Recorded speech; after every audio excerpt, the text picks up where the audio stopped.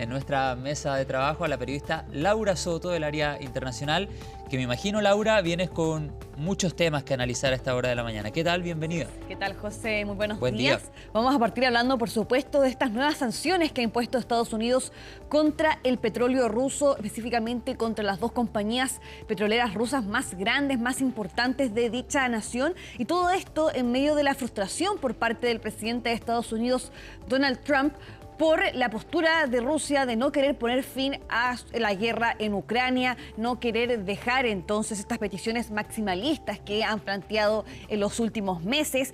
Y las sanciones van directamente entonces contra Rosneft y Lukoil, que son estas dos compañías petroleras que yo les mencionaba, las más grandes de la nación euroasiática.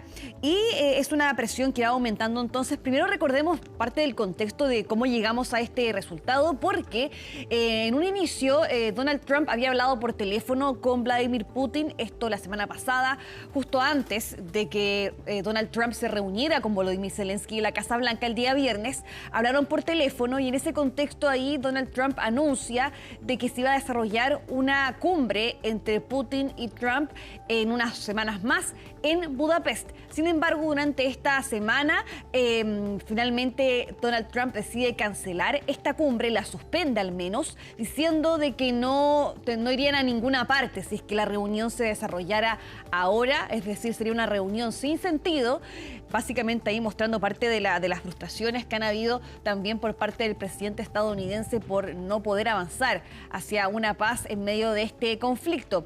Y es así entonces que ahora en ese contexto nos llega este anuncio por parte de Donald Trump, que son de hecho parte de las primeras sanciones que Donald Trump aplica contra Rusia desde que regresó a la Casa Blanca en enero.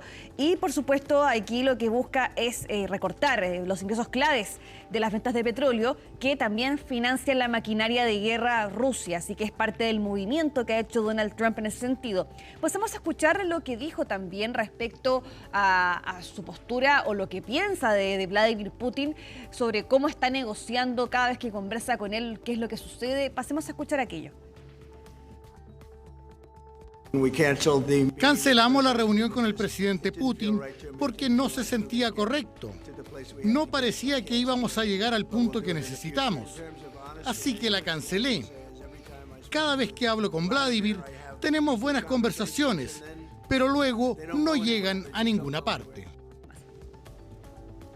Bien, escuchamos entonces parte de las palabras del presidente estadounidense y claro, acá la idea entonces es un nuevo cambio de rumbo, una nueva presión que se genera hacia el Kremlin, también y para... con un impacto a nivel internacional, Laura, también. Por supuesto, y también, por supuesto, que sanciones de este tipo Sí. van a generar un impacto en los ingresos que recibe Rusia para poder financiar su maquinaria de guerra. Ahora, sabemos que parte de la petición maximalista que tiene en este caso Rusia es obtener el control total de la región del Donbass. Sabemos que gran parte de ese territorio ha sido capturado por las fuerzas rusas desde que comenzó esta guerra en 2022, pero todavía queda un pedazo que todavía no es obtenido y acá lo que pide Rusia es que se le entregue por completo esta región y además también que se le ceda el control definitivo de la península de Crimea, recordemos anexionada en 2014 también por las fuerzas rusas y que desde ese entonces tiene control ruso, pero por supuesto que no es reconocida internacionalmente como una península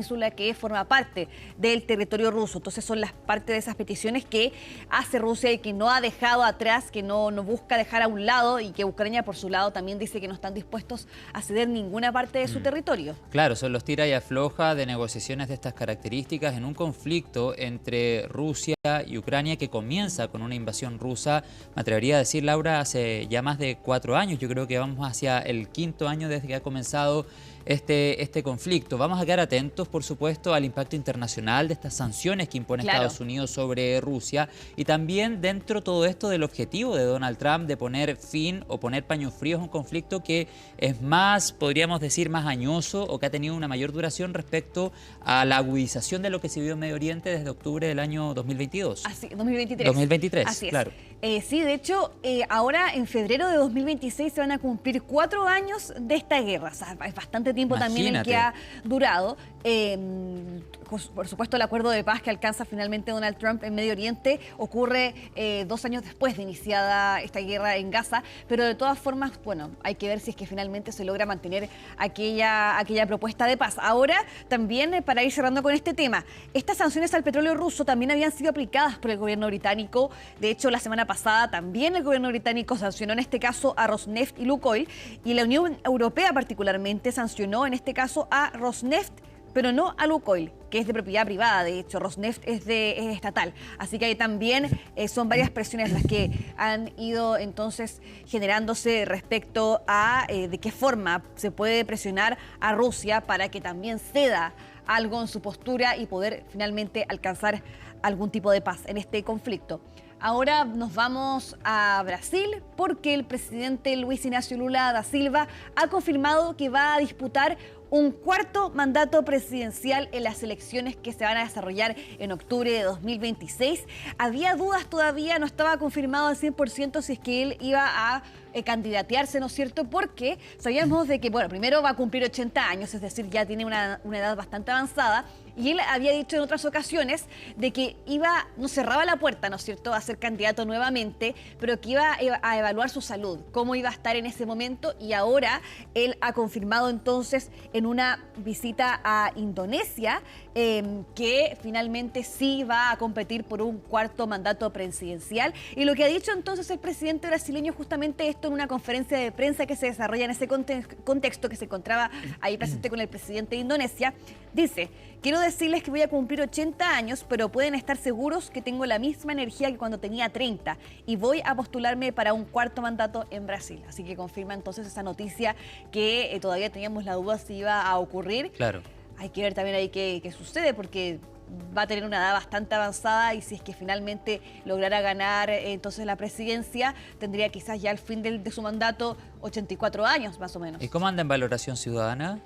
Todavía sigue manteniéndose bien en ese sentido, pero sin duda, por supuesto, que hay que ver también esta polarización que vemos presente en Brasil, porque sí, también todavía hay una parte importante que sigue siendo simpatizante de Jair Bolsonaro, que de todas formas no se va a poder presentar porque está inhabilitado, ¿no es cierto?, para ejercer cargos públicos. Pero podría surgir otro nombre desde ese sector, claro. Y eso es lo complicado realmente, porque en este momento todavía no hay algún nombre fuerte que pudiese entonces competir en este caso quizás a nombre de Jair Bolsonaro o como parte de la oposición. Así que por ese lado también quizás tiene el camino un poquito más despejado. Quedamos atentos, Laura Soto. Te espero más adelante en la mesa de CNN Chile Radio. Que tengas un buen día. Nos vemos, que estés muy bien. Tú también. Muchas gracias. 9:15, vamos a...